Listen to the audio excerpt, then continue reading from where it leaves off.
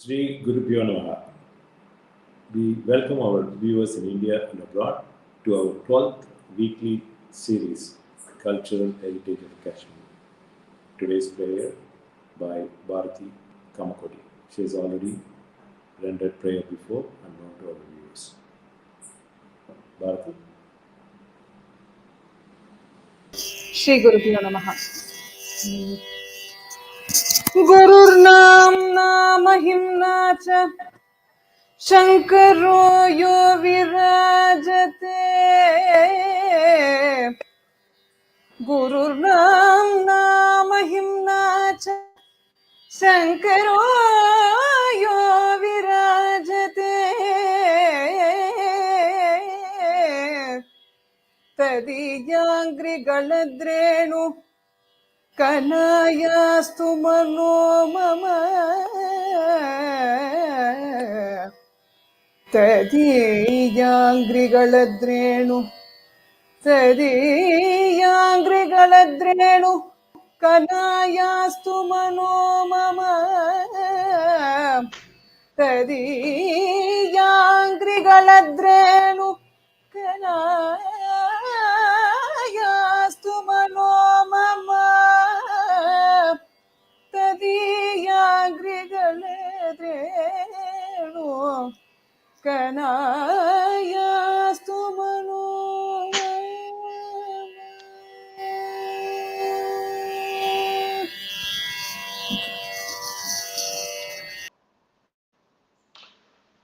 Thank you, Bharati.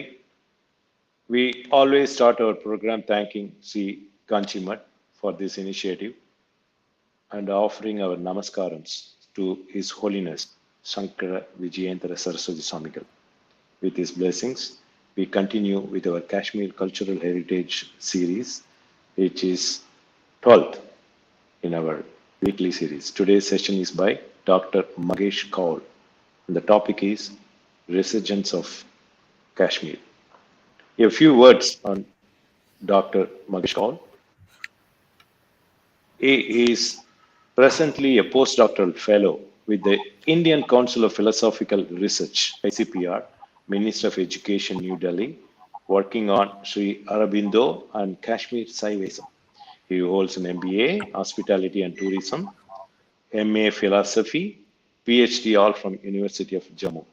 His PhD thesis was on marketing strategies for promoting heritage tourism in Jammu region. He is a visiting faculty with Police Academy, Udhampur, and advisory board of national security think tanks like Patriotic Forum and various research organizations involved in preservation of Sanskrit civilization and moorings of the Indian nation and national security issues. He is a life member of the Bharatiya Itihas Sankalan Yojana, devoted to historical documentation of the indigenous Indian history. Founder of Himalayan Heritage Foundation, founder editor of Navodipana, an international multidisciplinary journal on Indic tradition, culture, and heritage. Also an editor of the Jammu Heights and Enquirer Today, monthly magazines dealing with the national security, tourism, culture, heritage, socio-cultural issues. He is presently working on 4 books: Cultural Heritage of Jammu, a study of tangible and intangible heritage of Jukar; Kashmir Saiva Darshana, the philosophy, practice, and place of consciousness of Kashmir, Balochistan, Gilgit, and Baltistan, the Indian frontier. From Kashmir to Panum Kashmir, and working on various facets of Sanskrit Kashmir. He has recently published his book in December 2020 titled Jammu and Kashmir, Breaking the Subversive Web and Way Forward. We always make it a point to reiterate Sri Kanchimat has been in the forefront, modestly working with the sole aim of national integration, spiritual enlightenment, and spreading the uniqueness as Kashmir is our cultural heritage. We thank all our speakers participating in this ongoing series. We have more programs lined up till December 25th. We now request Dr. Mahesh Kaul to take over. Before I hand over, just wanted to share his book. Just 1 second. I'll just share his book.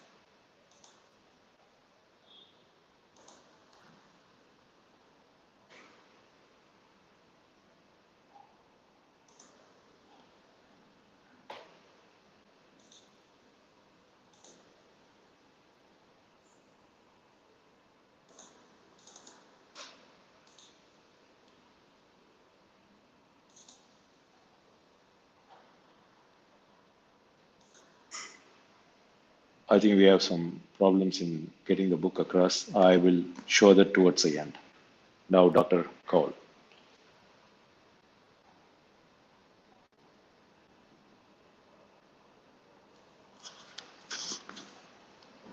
Namaskar. It's really a blessing to be speaking from this divine podium. And at the outset, I would like to offer my salutations at the feet of His Holiness Jagadguru Puja Shri Shankara Vijayendra Saraswati Shankaracharya Swamigal and all the continuous lineage of the Shankaracharyas and the Pitha. And my namaskar to all the devotees and the upholders of Sanatan Dharma who are watching us live, and of course the organizers, that is Sri Kanji Kamakoti Pitam, Srimatam Samsthanam, Madhyama Dharma Samajam, Kanchi Kamakoti Seva Foundation USA, all have joined to make this series a success. I had been watching this whole series with great attention, whether sometimes live and mostly due to time related issues later on in the recordings. So my also great thanks to Sri V Shankarji, who has been a motivating factor, tracing me out and giving me this opportunity. And after listening to this signature prayer, this Mangala Charan, I feel totally blessed, and I feel that I am in the benign aesthetics of Kanji Peeth. All of you know, and there is nothing much new to be said in that connection. Your series of lectures I was witnessing, whether on Rajatarangani, whether on Dr. Nagaswamy was speaking, a great Acharya in his own right, and then many others till this day. They have made my job very easy now because they have given you the complete aesthetic paradigm of Kashmir, what Kashmir actually is, what Kashmir actually comprises of, both in terms of tangible and intangible heritage. All these experts, and fortunately, all of them are non Kashmiri. They are not Kashmiri Pandits or Hindus of Kashmir, but they have visualized everything with their hard work and their consciousness and their field work, how concerned they are about the heritage of Kashmir. Their presentations were marvelous. I thank them all for this. It's really a great privilege because we, the Hindus of Kashmir, popularly known as Kashmiri Pandits, are in exile. Now, I think we have passed this 32nd year as well in exile in the post independent India when religious cleansing took place in Kashmir, and it was the most unfortunate event that befell the nation, I must say. It was not a local problem, it was basically an assault on the heritage of India, on the place consciousness of India in Kashmir. It was a genocide inflicted on the Hindus of Kashmir. And with that, it violated the place consciousness, its aesthetics, its heritage. It was an assault on the Himalayas because Himalayas constitutes the bulwark of India, the natural frontier of India. It's a natural frontier. Enemies of the nation knew it well that if Indian civilizational moorings are to be unhinged, Kashmir has to be unhinged from the national consciousness, then it is to be assaulted in the Himalayas. And the first assault was on the Sanatan Dharma to desanskritize it. I call it desanskritization.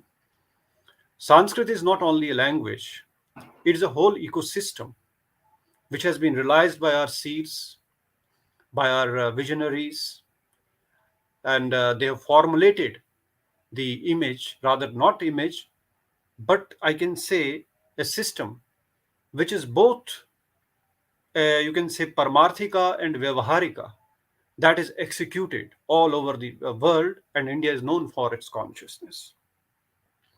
But This consciousness was violated in 1990, and whole of the nation was caught unawares. And till now, we are not able to understand what actually is the assault on Kashmir.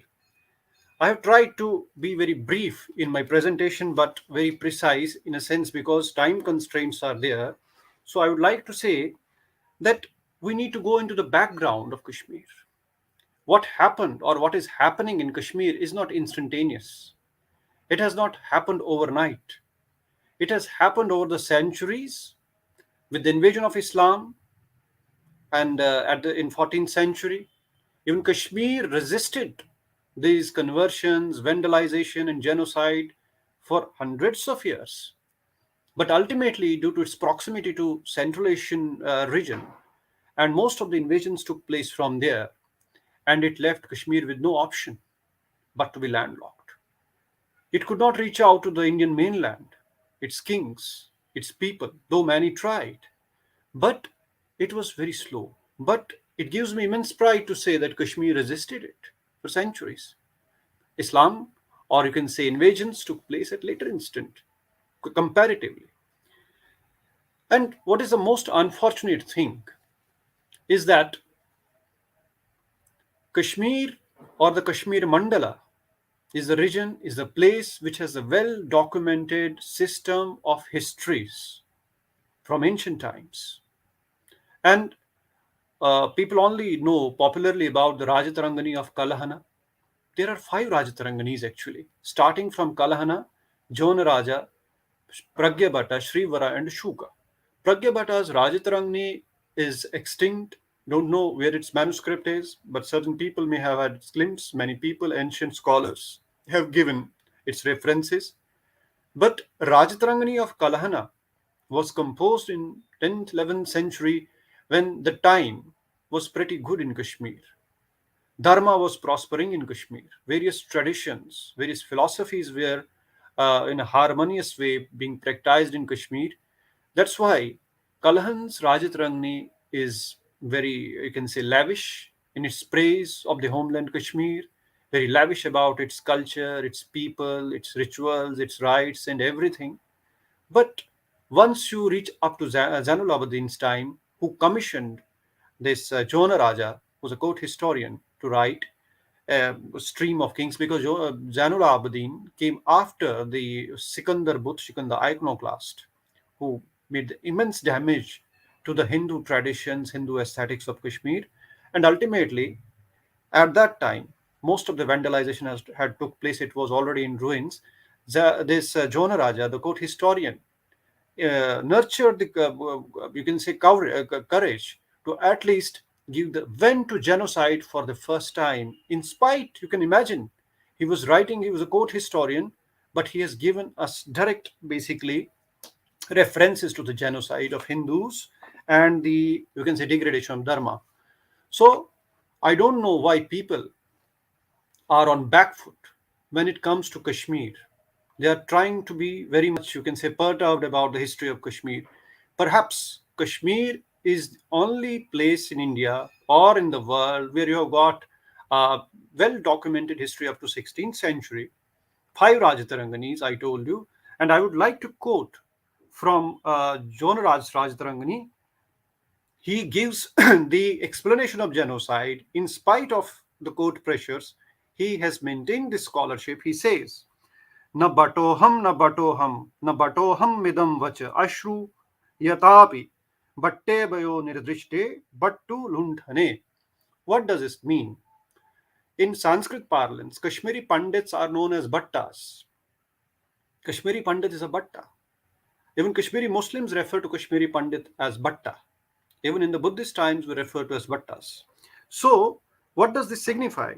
That Kashmiri Pandits were so much harassed, the Hindus of Kashmir were so much harassed. Whenever they saw the people approaching them or the invaders, they would say, no, I am not a Bhatta, I am not a Kashmiri Pandit, so that to escape. Such was the cusp. It is in around 1470 to 72, I am quoting. And even Srivara has mentioned this in his Rajatarangni. And it means that when this whole atrocities were going on, destruction was already there, tangible heritage was destroyed, but only living tradition in terms of Kashmiri Pandits to some extent was alive. They were concealing their identity.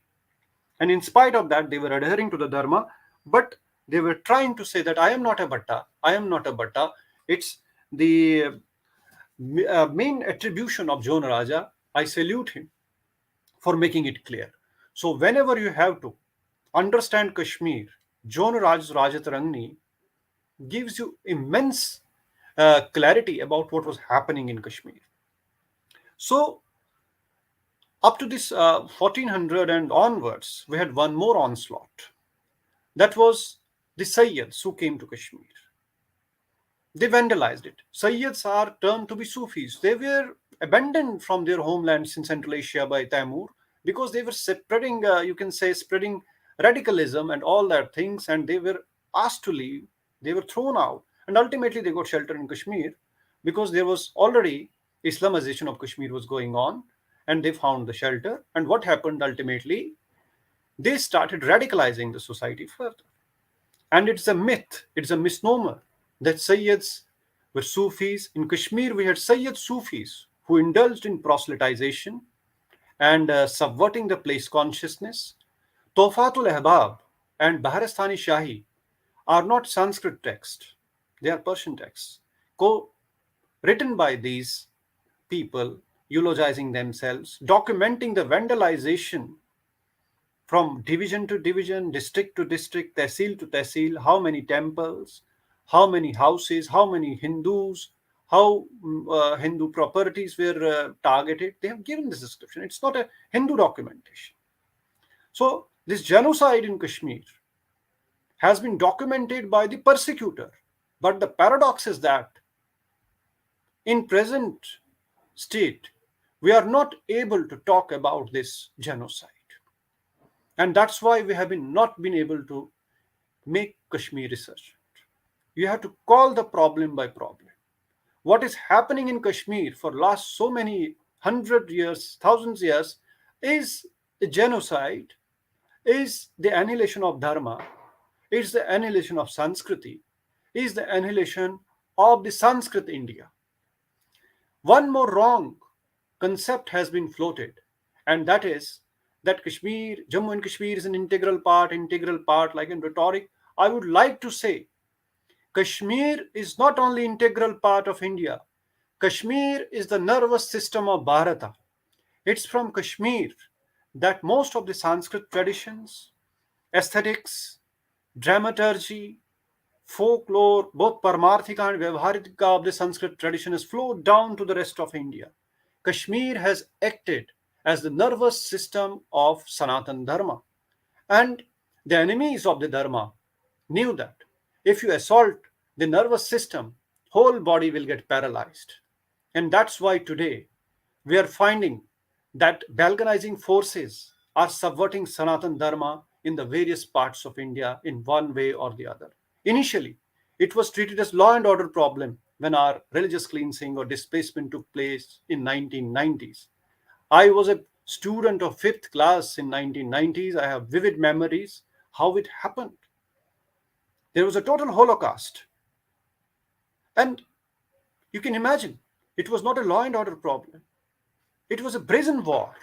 And we have been living in a denial of war. When you deny a problem, it complicates, it duplicates, and same is happening to it, it's spreading to other parts. So, my next focus, as per this talk, is not only to give a pessimistic picture, pessimistic in the sense that everything has gone, no.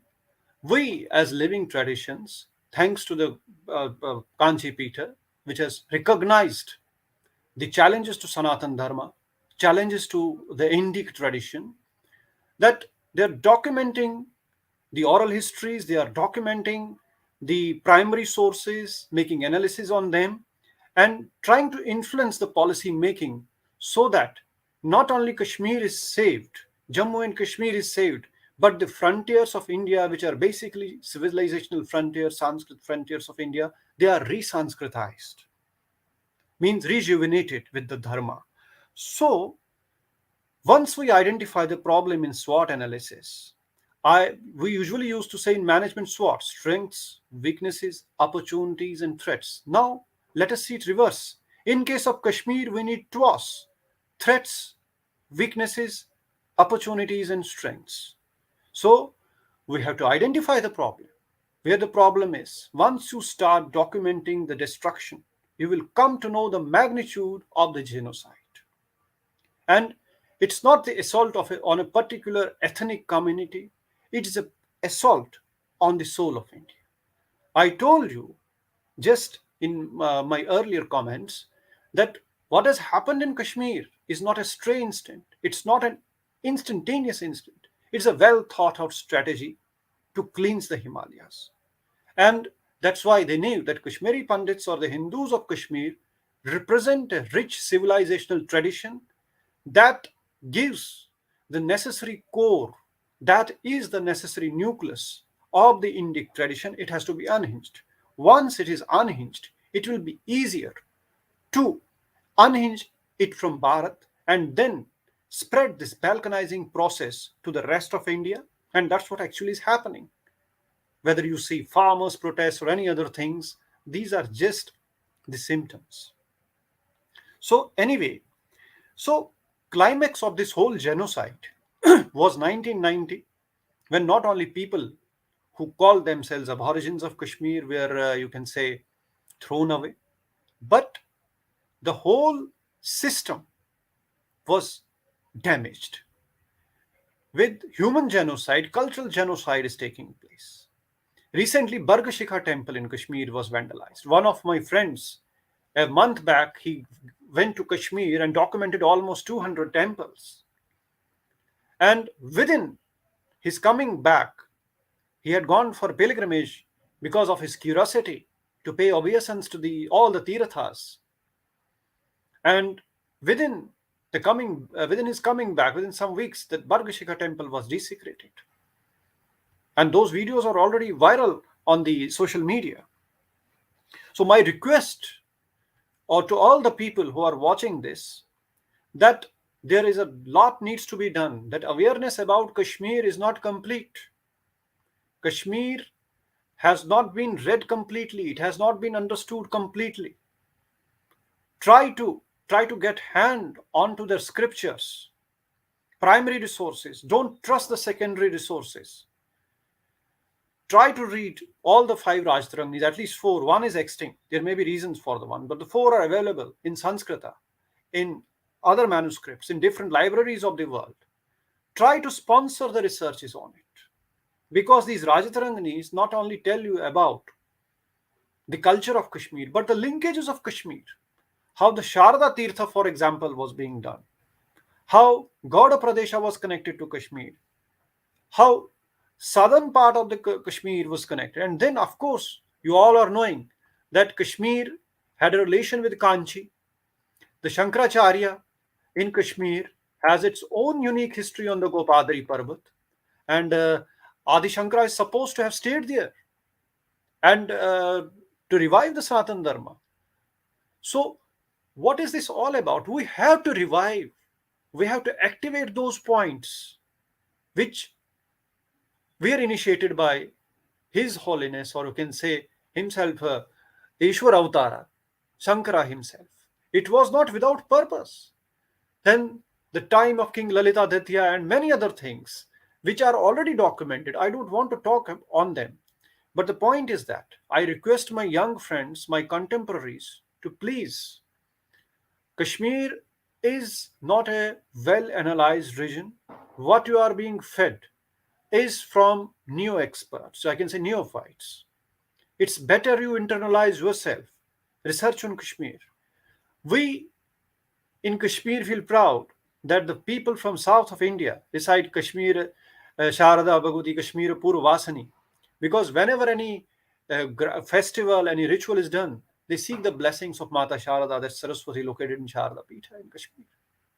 And we know that Sharada, presiding deity of Kashmir, she is in the south. She has taken refuge there. Not refuge, but her will. It's her will to be there. And I hope that in coming times, we'll have a reversal.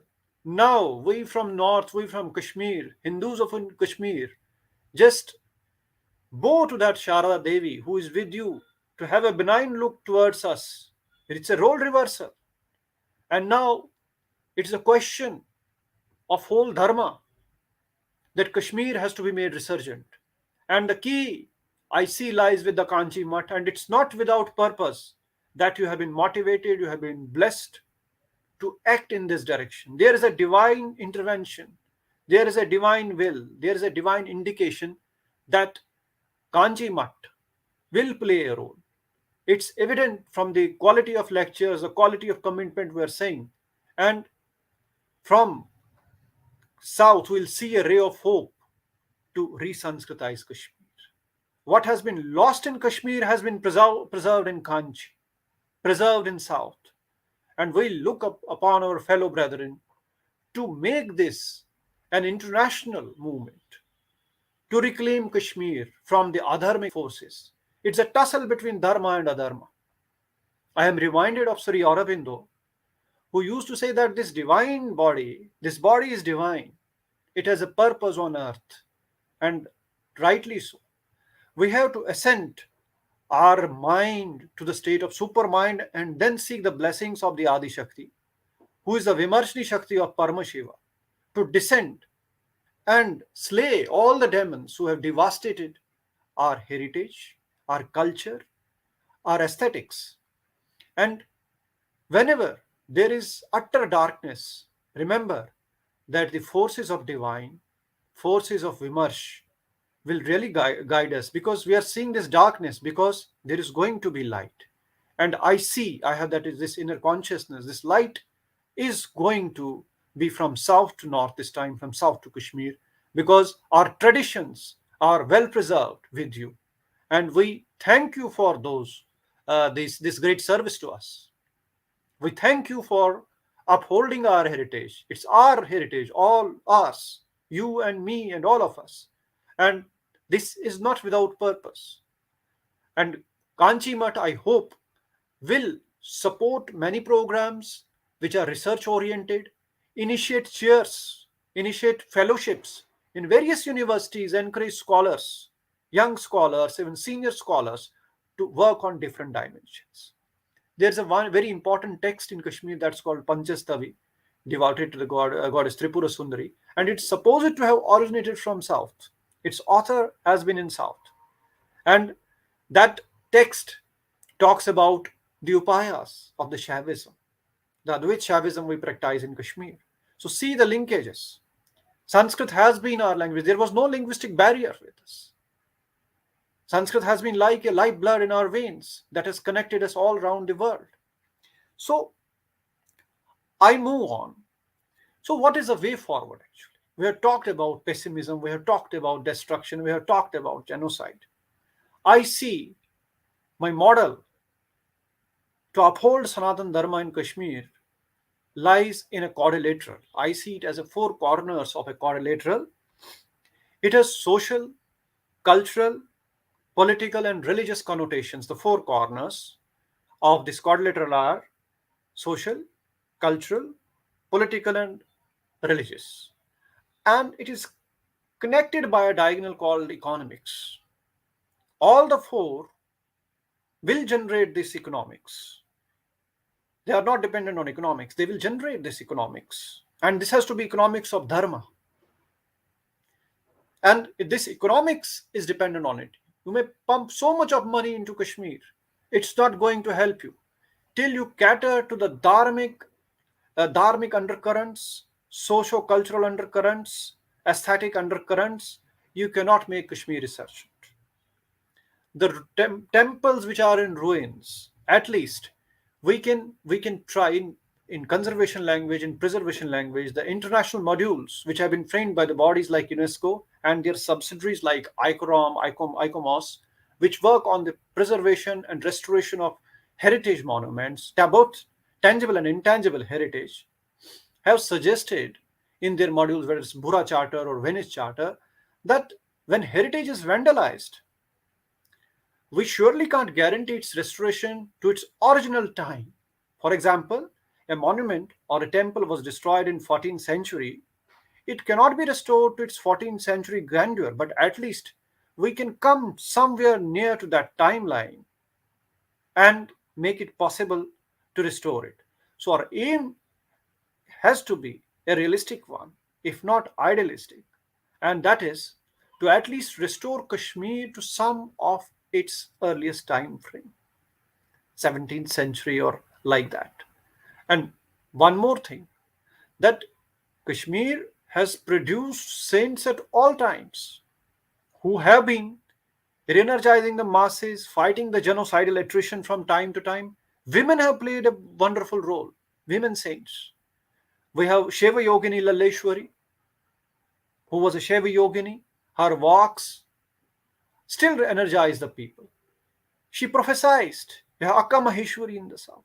On the same lines with Laleshwari. She is prophesied, and her walks are still they form the part of the folklore. They are recited at marriage ceremonies, uh, other great auspicious occasions.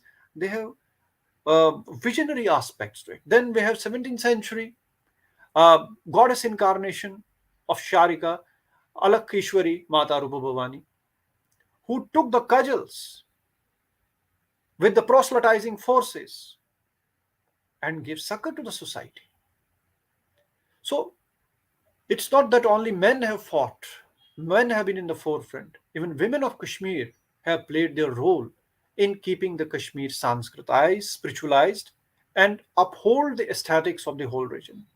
So, till now, there have been many policy parameters which have been discussed by various governments, various agencies, but what is lacking is that they have not been able to call problem by its name. We are facing a war in Kashmir. We are not facing a proxy war. It's a war. It's a war on our civilization, war on dharma. And a war cannot sustain on its own. It is the fifth column. It is the subversives who give the host body to the parasites to thrive. And that's what has been happening in Kashmir. And that's why you are witnessing that we are placing all the eggs in wrong baskets, and there has never been the, you can say, formidable reversal of genocide and return of dharma. That's one aspect. Another one is that people say that 1990 was what, we don't know what happened. It was in 1931 we witnessed the massacres, we witnessed the loot when independence was nowhere near. When independence was nowhere near, it was a period of relative calm. But in Kashmir, these forces started infiltrating. They were brewing up. And 47 saw the invasions of Pakistani army, calling themselves tribals. They were camouflaged Pakistani army. So now the question before us is that what we can do. I gave you four doables that we have to look towards the four aspects: economy, rather this social, this socio-cultural, political, and religious paradigms, and devise our dharmic strategies in tune with this. Even our dharma is not a hollow shell. Sanatan Dharma is not a hollow shell. If we have reformers like reformer saints like you can say in Maharashtra, we have reformer saints in Gujarat, everywhere. Whenever dharma was in danger, we have seen the emergence of the people. So Smarth Guru Ram Das in Maharashtra, how he fortified the dharma. He was both religious and political leader. So the dharma, whenever you keep aside the dharma from the statecraft, you are bound to collapse. That's why we are witnessing a very grave problem, that Indian state is in conflict with Indian nation, Sanskrit Indian nation. It's eating the vitals. The political class has gone astray. You are seeing the resurgence of adharmis, not dharmis. We have seen how in the days gone by, even His Holiness was tried to be tarnished, and how he came out like a great sun shining. and ruling the Sanatan Dharma. We know these things, how there have been consistent attacks on the saints of India, so that Paramarthika and Vyavaharika is damaged. There is a created a wedge between Paramarthika and Vyavaharika. I don't want to name, but there has been a concerted effort from times, the Western scholarship, which tries to promote Indic scholarship, the Sanskrit scholarship, they segregate Paramarthika from Vyavaharika, and they only give preference to Vyavaharika and not the Paramarthika. And this has led to the breaking of backbone of Sanatan Dharma in India, same all over India. It's not only in Kashmir. And that's why we are witnessing that people are denigrating their own texts. They are looking to the Western scholarship as the resource material. That's why I told in the inception we have to go to the primary sources, create our own interpretation of our scriptures, even if in English or regional languages, so that we reach out to every corner. The local texts, the local saints who have been upholding Sanatan Dharma, the unsung heroes of Sanatan Dharma, they have to be made national. They have to be made transnational.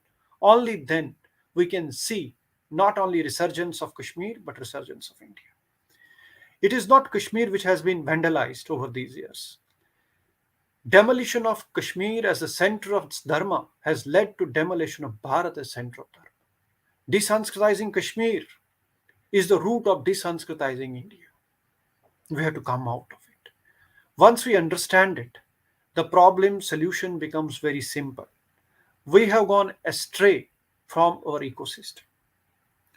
As a student, I will call myself a student, very humble student, that Sri Aurobindo was very right. He said that you cannot interpret Indian philosophy, Indian darshana with Western tools, with Western instruments in research, in Western hypothesis, because our system is a realized system. It is visioned by the seeds, mantra drishtas. Every syllable, which the derivatives of Sanskrit are various languages which are its derivatives, they are realized sound syllables. We have matrikas. In Kashmir, we worship matrikas. So what is it? Paratrishika Vivrana is a detailed tantric text on it. How with this union of swaras and vyanjanas, it leads to the whole Vakasiddhi.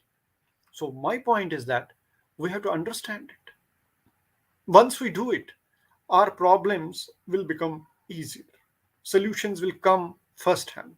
So the question with us is that do we want to be mired in cosmetic solutions? No. The policy making, my message is loud and clear that policy making will not succeed in making Kashmir resurgent till you understand that Kashmir is not some special case. Kashmir is not some distinct case. Kashmir is the brain of India. Kashmir is the nervous system of India. It has been struck. It has been paralyzed. It has been hurt. Try to revive it. And its revision lies in deciphering all the texts which have gone down from Kashmir downwards and upwards, eastwards, northward. We need a bombardment of Kashmir centers, Kashmir research centers all over India, where people like Acharya Abhinav Gupta, Utpala Deva, Swami Ram, who basically re-energized the Shaivism in Kashmir, which had seen degradation, which was nowhere near. It was only Mahamaheshwaracharya, Swami Ram in the present context, who re-energized the whole system. And then we had Ishwar Sarup Shri Lakshmanju Maharaj, who made it a point to reach out to the Western masses, who was his disciple, Swami Ram's. And so you can understand how much work has been done, not only in the Shaivite area, but in the Vaishnavite area, Kashmir has contributed. We have not been, basically, it's Kashmir which has Sanskritized Buddhism. Kumarajiva, who was a Kashmiri, went to China with the Sanskritized Basically, people are calling these roots which link Jammu and Kashmir and rest of India as silk routes. These are not silk routes, these are sutra routes. We gave the sutras. It's the Kashmir which Sanskritized Buddhism also. And we accepted Lord Buddha. Even in the context, and we even went to the context of saying that his teachings were in the Upanishadic domain, if we see. So, Kashmir has been a laboratory of both Agama and Nigama. As I told you, there has been a very mischievous work going on to separate Agama from Nigama, Tantra from Veda. And this mischievousness was corrected to greater extent by Kashmirian Sanskritists, Shaivites, or those who adhere to the Dharma. And that's why today we see a universal system among the Acharyas of Kashmir who are still hidden or who are practicing the Shaiva system and Advaita system, which has always influenced us. Even Shankaracharya's stotras, they are a household phenomenon in Jammu and Kashmir. Our Panchang, the almanac which we use for our day-to-day work, auspicious dates, funeral rites, birthday celebrations, or marriage ceremonies, it has the prayers of His Holiness Adi Guru Shankaracharya. His hymns are there. So you can see the connect. It's not that we are talking, it's basically we are talking in the air. We are talking through consciousness. We are talking through antakarna. And it is basically this, it's not a crisis, I must say. It's a war state. If we understand that we are in war, we are facing a dharmic war, then we are going to defeat it. What will happen? You identify the enemy. Only thing you have to do, call enemy by his name. It will diminish half of his power and it will be easy for you to proceed. Most of the victories in theological system or in any other system have been won by telling the truth. Whenever there is onslaught on dharma, tell the truth. If you don't tell the truth, you are on the side of adharma. And today, we can imagine we are only 3% of the population. From 100%, Hindus of Kashmir were reduced to 3%. There were geographical reasons. There were upheavals. There was a kind of, you can say, attrition that was going on. I told you because of the proximity and you can say disarray in the mainland India between different kings, that Kashmir could not be fortified. The Hindus of Kashmir were given 3 choices from time to time. If you don't adhere to the codes of conduct, that is jizya, that was enforced, even you could not perform the last rites of your deceased. The ashes were kept inside the plinth of the house till you find the opportune moment to get them immersed in the rivers, because jizya was imposed on you. You were not allowed to basically bury, they rather cremate your deceased. Rajtarangani, Srivara, Jon Raja, they mention it. So, how we have preserved this dharma? This is a case study for others to follow. It's not that I'm boasting about our resilience. We are in a state of flux. We have tried to fight this menace of terrorism, which I am very, very clear, very forthright to tell it is jihad. And this has eaten the vitals of Sanskrit Kashmir. And we have to be very clear that declare that we are facing this war form. Not only that, we are facing it here. It has become a global phenomenon. And we, the Hindus of Kashmir, were the frontline victims of this war form. It took Indian state, Indian political class, and our friends in India to understand 30 years what's actually happening in Kashmir.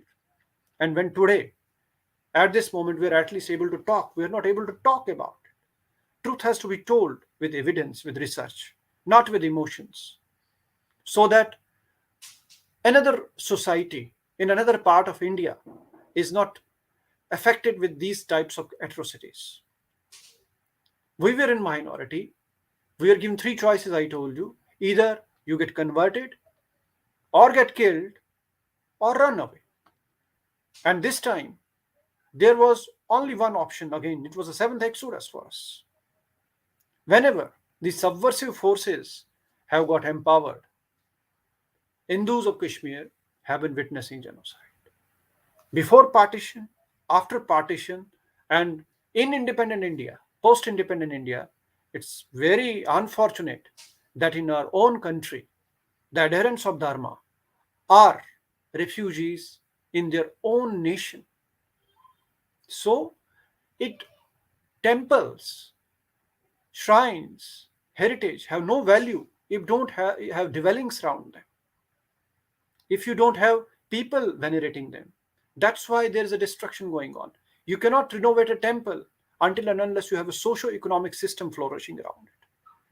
Your homes are nowhere. So path to resurgence lies in recreating the infrastructure in Kashmir, where you give religious autonomy to this exiled community, which is religiously cleaned, to give foundations to their dharma way, to give them a foothold there, so that they are able to materialize their tangible and intangible heritage, so that whole India, whole nation can see what actually Kashmir is, or Kashmir was in its pristine glory. So, in such a situation, when return formulae are being made hit and trial, the people must understand that it has been an assault on Dharma. Symbols, insignia of Dharma have been eroded, vandalized, destructed. Where you are going to send the people when there is no foothold? You need to create a foothold for these people, which is not only secure with security. Recent killings which have taken place of the people, of Hindus, is a matter of grave concern. Even few days back, we had those killings. The people who went to serve there in order to earn their livelihood. Even the non-Kashmiri Hindus have been targeted. So what you see? You see that no home is left, no temple is left. So only solution in resurgence lies that you have to create an ecosystem where Hindus of Kashmir, with the support of all other Sanatanis who adhere to the Dharma, are able to recreate a pluralistic Kashmir that is a cradle of human civilization, that Sanatan Dharma is always flourished like a Vasudeva Kutumbakam. And it can only be done if you give them social, political, economic, and religious rights. They cannot go as hostages. They cannot go as at the mercy of someone else, because when they were in Kashmir, they had their own heritage, their temples, their mohallas. They are not existing. Where you are going to send them? You cannot send them to refugee quarters. You cannot create refugee colonies for them. They are already refugees. So you are making double displacement for them. So end this. A religious system thrives only because Jiva is Shiva.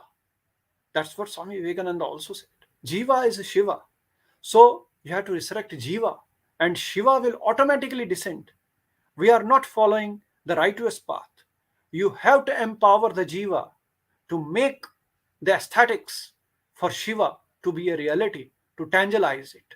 So Kashmir and its resurgence lies in creating socio-economic, political, religious infrastructure and super structure in Kashmir for the Hindus of Kashmir, so that that nucleus is created, so that a foothold is created, so that reversal of this desanskritization is done. Resanskritization means that creating a place consciousness of Kashmir, which is our Kashmir, which is Sanatan Kashmir, which is Sanskrit Kashmir, which has a room for consciousness, for Sanatan consciousness. We cannot form any policy, we cannot form any economic policy without this. Moreover, Kashmiri Hindus or Hindus of Kashmir are not victims of natural calamity. They are not victims of volcanic eruptions, floods, earthquakes. They are the victims of man-made calamity that you call terrorism. For being soft, I call jihad in its brazen form. They are victims. Till this jihad is not addressed, till this genocide is not addressed, policy problem is not identified, you cannot resettle them, because their roots have been uprooted undoubtedly, and more than 3 generations are living in exile. It was not 1947 partition when it was a foregone conclusion that people will lose their homes, some on this side, some on other. What happened in Kashmir happened on the land of independent India. People were made refugees in their own country. That's more paradoxical and shameful. And India, which is the only place for Hindus, has witnessed the genocide of Hindus. And that genocide of Hindus in Kashmir is being replicated in West Bengal and other places now because it was not addressed, it was not nipped in the evil. It's not that only Hindus, but it has started eating the vitals of others also who try to give it shelter, give it a host body. So, my humble submission from this divine holy platform and through you all is that resurrection of Kashmir, resurgence of Kashmir lies in telling the truth. It has time has come to throw away these smoke screens, these masks, if we want rehabilitation of Hindus and if we want the restoration of temples, restoration of pithas, restoration of shrines, restoration of, you can say, holy places in Kashmir. You can renovate them today, but who is going to take care of them? You have tried to do it. I gave the example of Mata Bhargashika, it's destroyed again. So I think that even in Pandavas in Agyatwas, they were told that don't look back till you are well equipped to go. And Kashmiri Pandits must also remember that their exile is not a picnic. They have been exiled to tell the world what are the real challenges of to Dharma from adharmis. And now they should do their duty exponentially fast so that this message gets multiplied. What happened to Sanatan Dharma in Kashmir should not happen to Sanatan Dharma elsewhere. We are once bitten and many times shy. We, if we are able to retrieve the cultural background of Kashmir, spiritual background of Kashmir, Sanskrit background of Kashmir, only then we will be able to resurrect Kashmir, and not only that, we will stop the march of balkanizing forces who have already made a dent in the Himalayas. And unfortunately, our policymakers have left Himalayas and they are looking towards Indo-Pacific. So it's better we reorientate our foreign policy also, we reorientate our geostrategics and national security paradigm and focus on the Himalayas. If Himalaya is saved, Jammu Kashmir is saved, then only the frontiers of India will be saved. Balkanization of India will be nipped in the bud. This is my humble submission from this platform.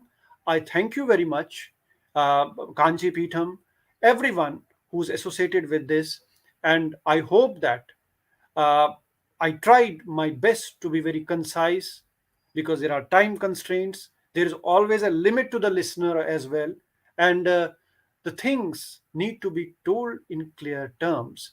So, the message, my humble message, is that look towards the Kashmir from aesthetic point of view.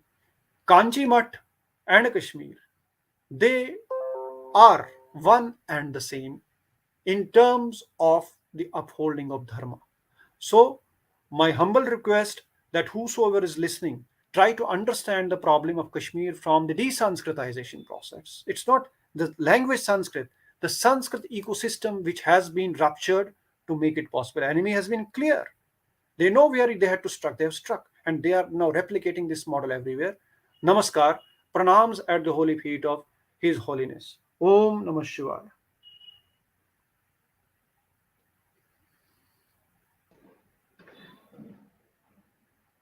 Thank you, Dr.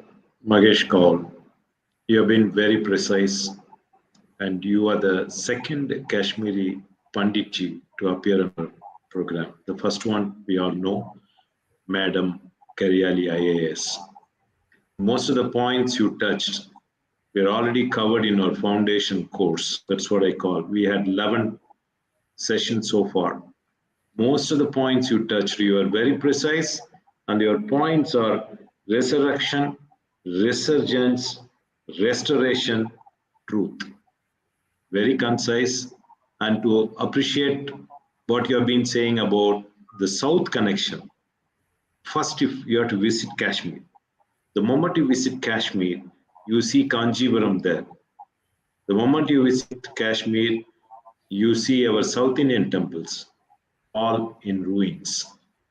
And you mentioned about tangible heritage. I think that's what you're referring to. This tangible heritage versus our tangible heritage, there's a huge difference.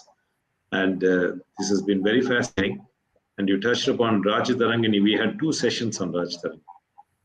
And your reference to the initiative Kanchimati is taking, we have been talking about it.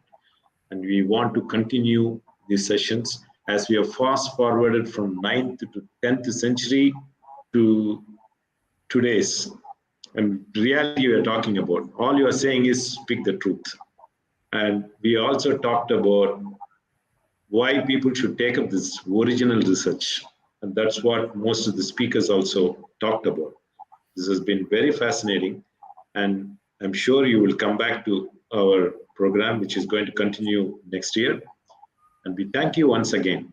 We also want to thank VDSP, which has been instrumental in streaming this. Let us see if we could get your book that we want to display now. Just 1 second, we will see.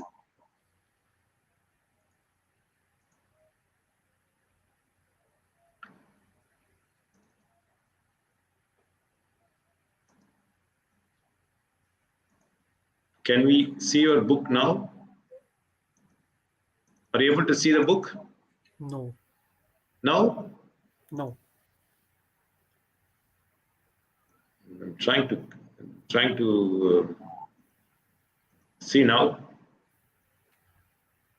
Are you able to see? No.